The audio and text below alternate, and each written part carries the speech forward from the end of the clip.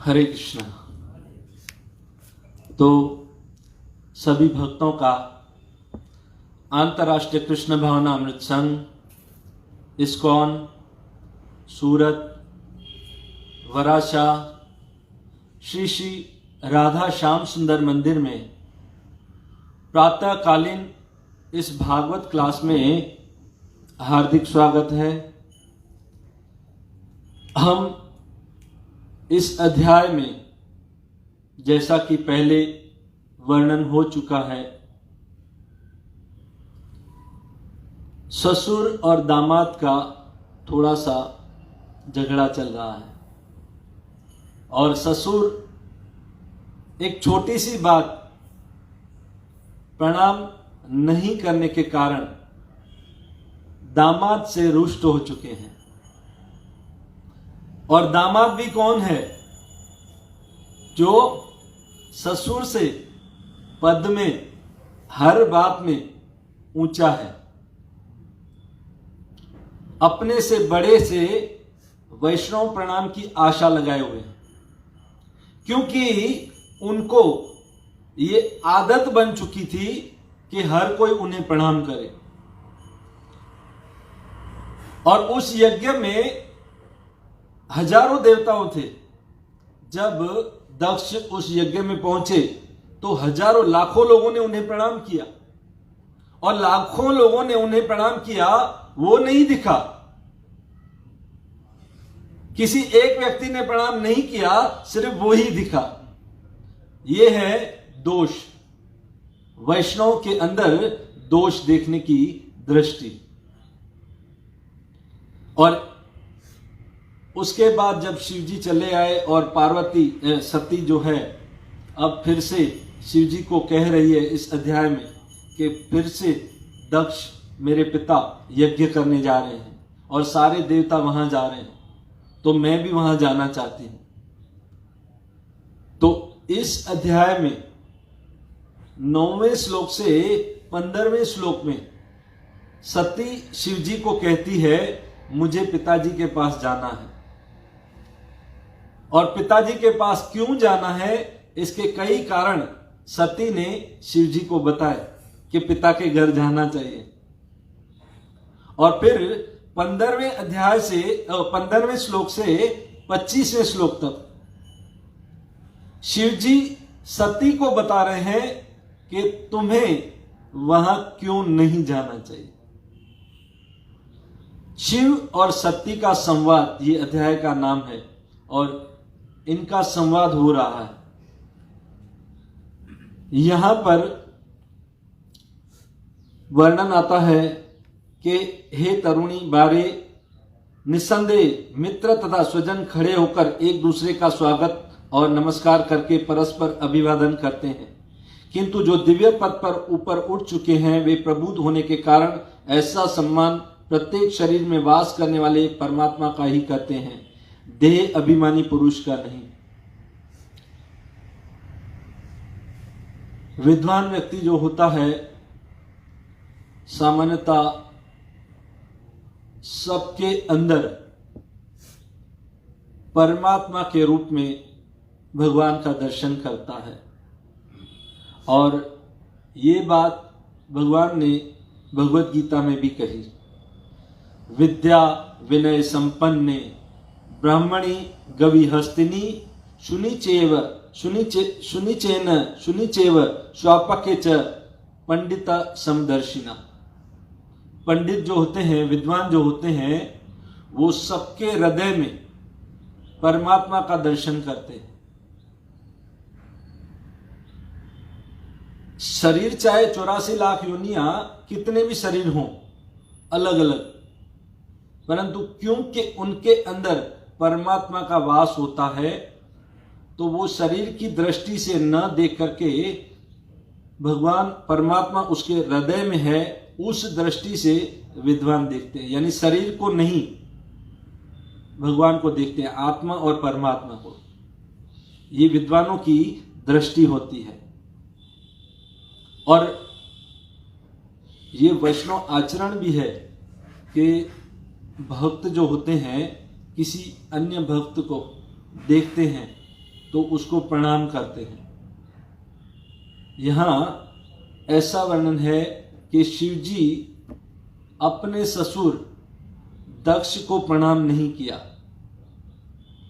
परंतु शिव जी की बात अगर हम सुने और समझें तो शिव जी भगवान के गुणा अवतारों में भी वर्णन आता है कि ब्रह्मा, विष्णु और महेश जो गुणा अवतार हैं, तो शिव जी भगवान के तमोगुण के अवतार माने जाते हैं। एक तो इस दृष्टि से दक्ष से ऊंचे हैं, दूसरा वो पद में ऊंचे हैं, और तीसरा वो हमेशा अपने अंदर भगवान का, परमात्मा का योग में स्थित भगवान का दर्शन करते हैं। और जिस समय दक्ष उस यज्ञ में पहुंचे उस समय भी वो योग में लीन थे, यानी उनका तार जो है वो भगवान से मिल चुका था, यानी वो भगवान का दर्शन ही कर रहे थे और उन्हें प्रणाम कर ही रहे थे। और दक्ष ने सोचा शिव जी सो रहे हैं, मुझे प्रणाम नहीं कर रहे हैं, हो सकता है मंगला आरती में गए हों और झपकी लग गई हो। ऐसा नहीं था, वो तो भगवान में ऑलरेडी लीन थे और भगवान को उस समय उन्होंने प्रणाम कर दिया था। तो इसका अलग से किसी को, देह को, जो देह में अभिमान में मस्त है, उसको प्रणाम करने की कोई आवश्यकता नहीं है। जरूरी नहीं है कि वो दक्ष को अलग से प्रणाम करे, परंतु दक्ष को इस बात का बुरा लग चुका था कि मुझे प्रणाम क्यों नहीं किया। प्रणाम वास्तव में हर व्यक्ति को, वैष्णव को करना चाहिए, क्योंकि परमात्मा के रूप में भगवान सबके अंदर हैं।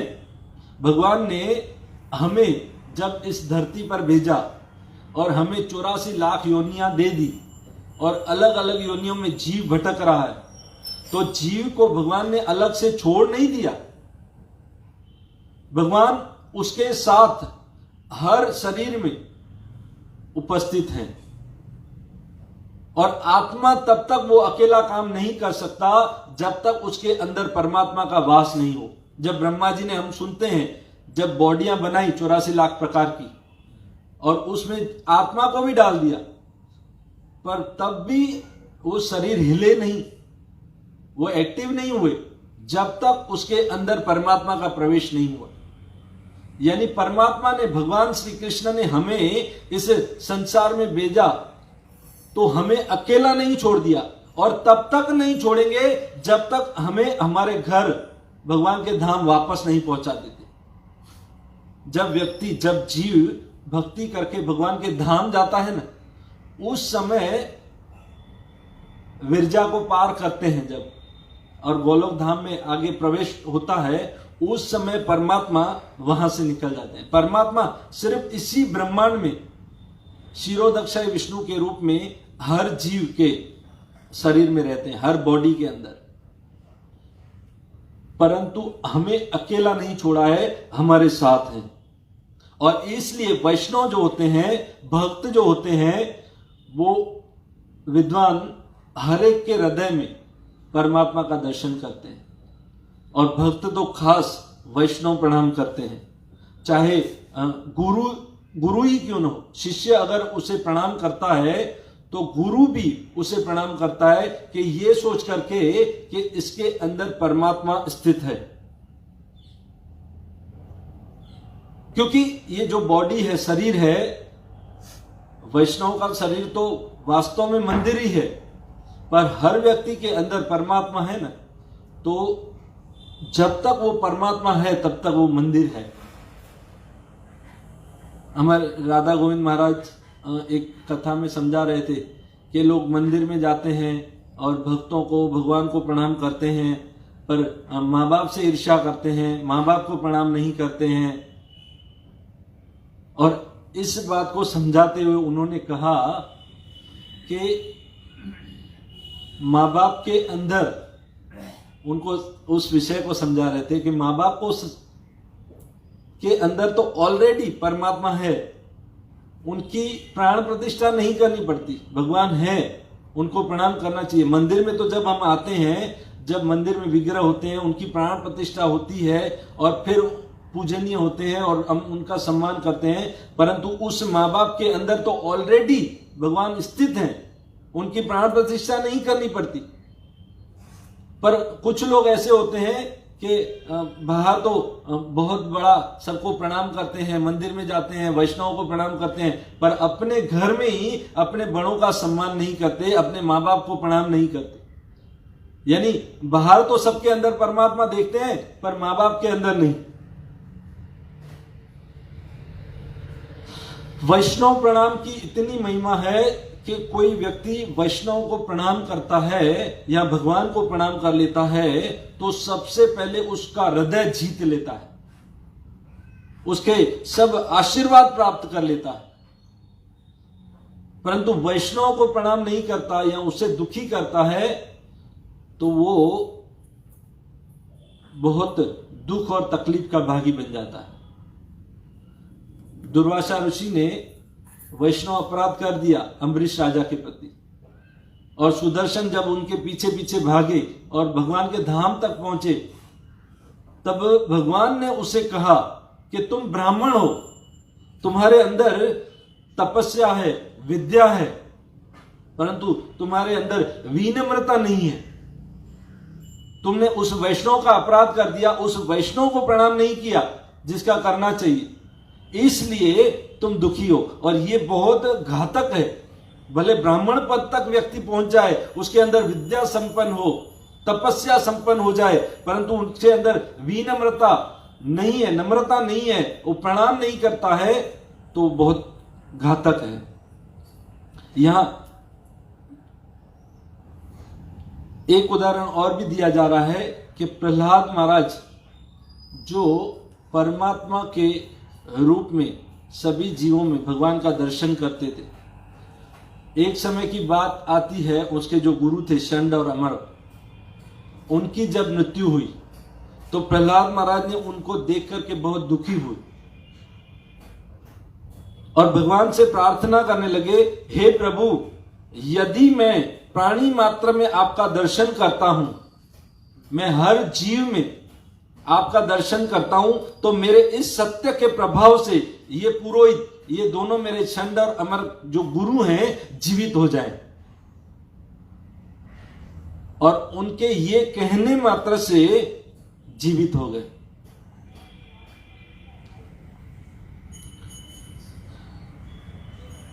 बलराम जी जो प्रणाम नहीं करता है उसका भी क्या प्रभाव आता है, हमने भागवत में ही देखा।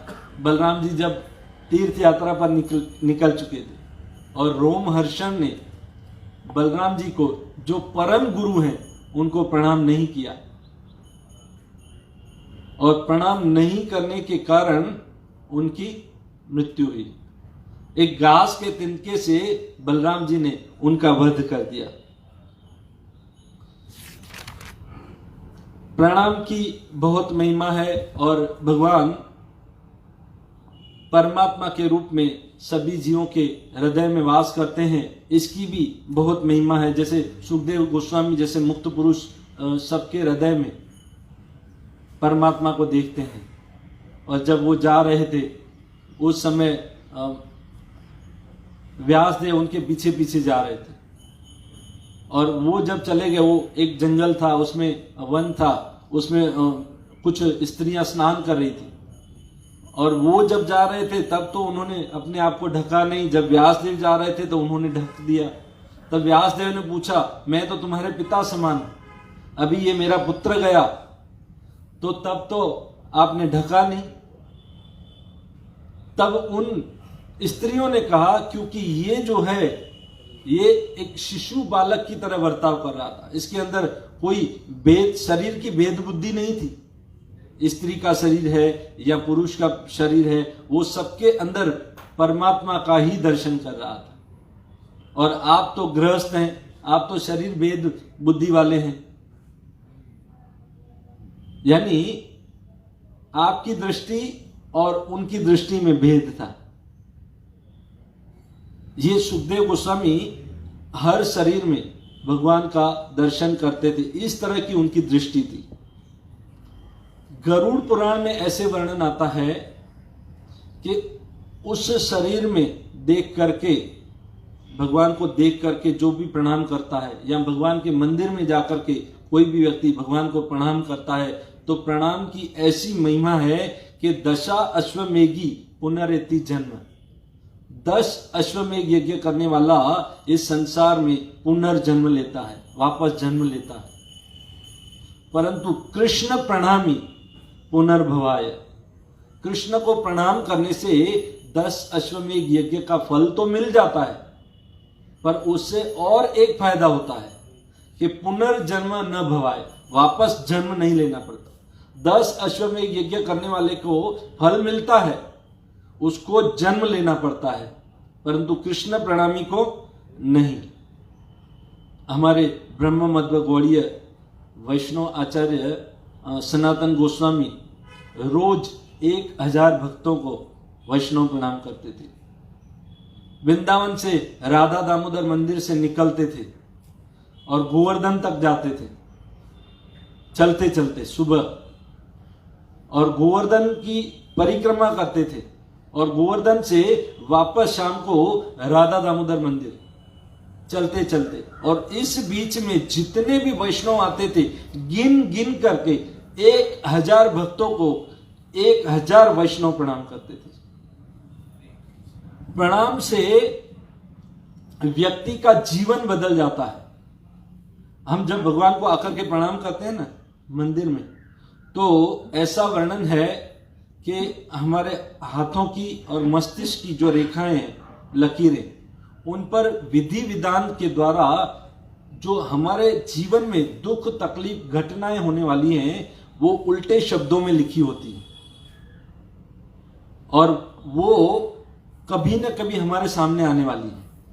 परंतु जो व्यक्ति मंदिर में आकर के भगवान को प्रणाम करता है, तो वो जो उल्टी रेखाएं हैं, वो जैसे स्टैम्प होता है ना, हम स्टैम्प मारते हैं, स्टैम्प पर उल्टे अक्षर होते हैं और नीचे मारने पर वो सीधे हो जाते हैं, ऐसे वो अक्षर यानी वो उल्टी रेखाएं सीधी हो जाती हैं, और उसके जीवन में कभी भी दुख तकलीफ नहीं आता,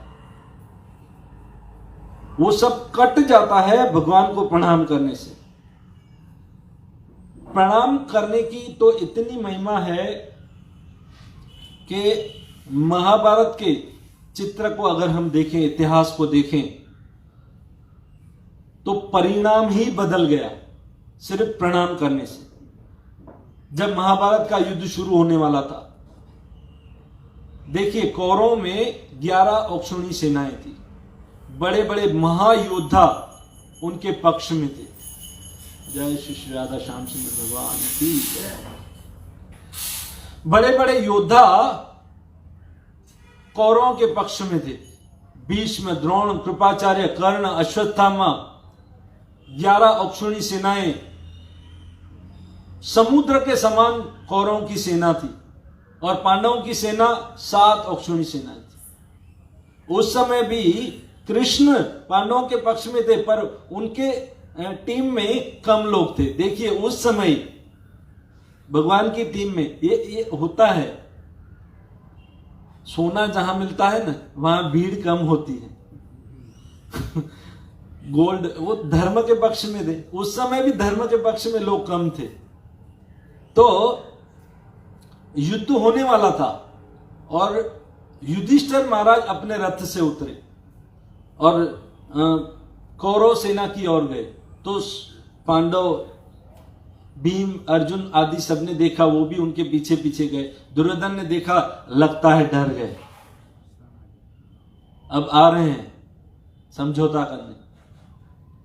उस समय युधिष्ठिर महाराज तो धर्मवेता थे, और उन्होंने भीष्म पितामह को आकर के प्रणाम किया और कहा, दादाजी आप हमसे बड़े हैं, आपके आशीर्वाद से हम बड़े हुए हैं, परंतु काल का प्रभाव है, युद्ध का ये समय आ चुका है, आप हमें आशीर्वाद दीजिए और युद्ध की आज्ञा दीजिए, ताकि हम आपसे युद्ध कर सकें। इतना सुनते ही भीष्म पितामह का हृदय पिघल गया, बहुत प्रसन्न हो गए और हृदय से निकल आया विजयी भव। और फिर देखा उन्होंने नेक्स्ट द्रोणाचार्य को प्रणाम किया, कृपाचार्य को प्रणाम किया, विजय के आशीर्वाद प्राप्त कर लिए। दुर्योधन देखता ही रह गया। इतना ही नहीं, उन्होंने अपनी मृत्यु कैसे होगी वो भी बता दिया। ये प्रणाम की महिमा है। एक सामान्य व्यक्ति को भी अगर कोई व्यक्ति प्रणाम करता है ना, उसके हृदय को जीत लेता है। और गोपियां तो भागवत में प्रणाम की महिमा बताते हुए कहती हैं, प्रणत देहि नाम पाप कर्षणम तुणच राग्नम श्रीनिकेतनम। प्रणत देहि नाम कि इस संसार में जिस जीव ने शरीर धारण किया है, शरीर धारण किया है यानी कहीं ना कहीं उसने पाप किए हैं। इस संसार में शरीर धारण करने का अर्थ है कि हमने कहीं ना कहीं पाप किए हैं। प्रणत देहि नाम, जिस जीव ने देह धारण किया है वो अनजाने में भी अगर आपको प्रणाम करता है तो पाप कर्षणम, आप उसके सारे पापों को खींच लेते हैं और वो व्यक्ति पापों से मुक्त हो जाता है। जिस प्रकार आपने कालिया के ऊपर अपने चरण रखे, उसके ऊपर कृपा की, और लक्ष्मी की तो क्या कहें, दिन रात आपके चरणों में आपको प्रणाम करने के लिए दौड़ती रहती है। ये गोपियां प्रणाम की महिमा बता रही हैं। इतना ही नहीं, भागवत में यह वर्णन आता है कि कोई व्यक्ति अगर भक्ति करता है, भगवान को प्रणाम करता है, तो सिर्फ उस व्यक्ति को ही लाभ नहीं मिलता है, उसके परिवार वाले, उसके सगे संबंधी, इस श्लोक के साथ एक जगह वर्णन है कि उसको भी लाभ मिलता है। कोई भगवान को प्रणाम करता है तो उसके घर परिवार वाले संबंधी जो है, कोई ऐसे लोग होते हैं जो बोलते हैं हम तो भक्ति करते हैं पर हमारे माता पिता नहीं करते, और कभी कभी माता पिता ऐसा बोलते हैं हम तो भक्ति करते हैं पर हमारे बच्चे नहीं करते, तो उनको भी लाभ मिलता है जब भक्ति करते हैं तो उनके घर परिवार वालों को। उसके उदाहरण भी भागवत में ही है। जैसे ध्रुव महाराज ने भक्ति की तो जब वो जा रहे थे वैंकुट, तो जो भगवान के पार्षद लेने आए थे उनको बोला आप रुको रुको रुको। बोले क्या है? बोले मेरी माता ने मुझे ये भक्ति का आशीर्वाद दिया था और भक्ति के विषय में समझाया था, तो मेरी माता को पहले वैंकुट में जाना चाहिए, मुझे नहीं, पहले उनको भेजना है। तब उन्होंने उसको दिखाया कि देखो ये विमान तुमसे पहले तुम्हारी माता जा रही है, तुम्हारी माता तुमसे पहले जा रही है। ये इस तात्पर्य में प्रभुपाद जी कहते हैं कि काश मेरा भी कोई ऐसा शिष्य हो कि जिसकी वजह से मैं भगवान के धाम जाऊं। प्रभुपाद जो के समर्थ थे वो भी कहते हैं अगर कोई मेरा शिष्य ऐसी भक्ति करे तो मैं भी तर जाऊं। तो यहां पर देखते हैं कि ध्रुव महाराज ने भक्ति की थी। हमने ऐसा नहीं सुना कि सुनीति माता 16 माला करती थी, रोज भगवान की भजन भक्ति करती थी, वन में चली गई, उन्होंने कोई भक्ति नहीं की थी, परंतु उसका लाभ, पुत्र की भक्ति का लाभ मां को मिला। और उसी भागवत में वर्णन आता है माता की भक्ति का लाभ पुत्र को मिला। कहां पर? उत्तरा। जब अश्वत्थामा ने 5 बाण पांडवों को और एक उत्तरा के गर्भ पर, परीक्षित पर छोड़ा था, ब्रह्मास्त्र, और जो ब्रह्मास्त्र अपना निशाना कभी नहीं चूकता, परंतु भगवान की कृपा से उनकी रक्षा हुई। जब ये बाण उत्तरा के गर्भ पर आया तब उत्तरा दौड़ती दौड़ती आई, पाहि पाहि महायोगे देव देव जगतपते नान्यम त्वद्वयम पश्ये यत्र मृत्यु परस्पर, कि मेरी रक्षा कीजिए, मैं आपकी शरण में हूं। अब यहां पर मां भक्ति कर रही है। परीक्षित ने कौन सी भक्ति की? अंदर गर्भ में मां ने प्रणाम किया तो बेटा तर गया, उधर ध्रुव महाराज ने बेटे ने प्रणाम किया तो मां तर गई। संबंधी भी अगर कोई प्रणाम करता है तो उसके संबंधी भी तर जाते हैं। ये प्रहलाद महाराज तो ये बताते हैं कि जब हिरण्यकशिपु को मारा गया नरसिंह भगवान द्वारा, तब नरसिंह भगवान ने कहा कि वत्स तुम्हें क्या चाहिए? प्रहलाद महाराज ने कहा मैं कोई बिजनेसमैन नहीं हूं, मैं आपकी भक्ति करूं और कुछ मांग लूं। तब नरसिंह भगवान ने कहा नहीं नहीं, मेरी इच्छा है, तुम कुछ मांगो। तब प्रहलाद महाराज ने कहा प्रभु अगर आप कुछ देना चाहते हैं तो ये मेरा पिता था ना, ये मेरा पिता आपसे द्वेष करता था, भगवान से। यहां पर भी दक्ष भगवान शिव से द्वेष कर रहे हैं और कहा ये आपसे द्वेष करता था, वैष्णव से द्वेष करता था, ब्राह्मणों की हत्या करता था, परंतु आप इसके सारे पाप क्षमा कर दीजिए, आप इसको क्षमा कीजिए और इसके सारे पाप नष्ट कर दीजिए, इसको सद्गति प्रदान कीजिए। तब नरसिंह भगवान ने कहा कि हे पुत्र, तुम्हारे जैसा वैष्णव जिस कुल में पैदा होता है ना, उस कुल की 21 पीढ़ियां तर जाती हैं। कुलम पवित्रम जननी कृतार्थम वसुंधरा वसतिम च धन्य येषाम कुले वैष्णवानाम कियम। कुलम पवित्रम, कुल पवित्र हो जाता है जिस घर में वैष्णव जन्म लेता है। जननी कृतार्थम, वो मां, उसका गर्भ पवित्र हो जाता है। वो मां कहती है मुझे गर्व है, मैंने ऐसे बच्चे को जन्म दिया। और वसुंधरा वसतिम च धन्य, वो धरती माता कहती है मैं धन्य हो गई, आज इस पृथ्वी पर एक वैष्णव ने जन्म लिया है। येषाम कुले वैष्णवानाम किए, जिस कुल में, जिस घर में वैष्णव पैदा होता है। तो कहने का तात्पर्य यह है कि प्रणाम की इतनी महिमा है, इतनी महिमा है कि कोई व्यक्ति अगर भगवान को प्रणाम करता है तो भगवान को प्रसन्न कर लेता है, जीत लेता है। इसके भी कई उदाहरण हैं भागवत में, परंतु इतना ही समझे क्योंकि समय हो चुका है कि उसके घर संबंधी, परिवार वाले, उसके माता पिता को भी लाभ मिलता है। और वैष्णव जो है हर एक के हृदय में परमात्मा को देख करके, उसका दर्शन करके उसको प्रणाम करता है। ये वैष्णव एटिकेट भी है। मंदिर में जब हम आते हैं तो भक्तों को देखते हैं तो उनको प्रणाम करते हैं और प्रणाम से बहुत आशीर्वाद मिलते हैं। जैसा कि हम सुबह रोज मंगला के बात करते हैं, वांछा कल्पतरुभ्यश्च कृपा सिंधुभ्य एव च पतितानां पावनेभ्यो वैष्णवेभ्यो नमो नमः। कृपा सिंधु हैं और कल्प वृक्ष के समान है ये वैष्णव, सारी इच्छाओं को पूर्ण करने वाले हैं।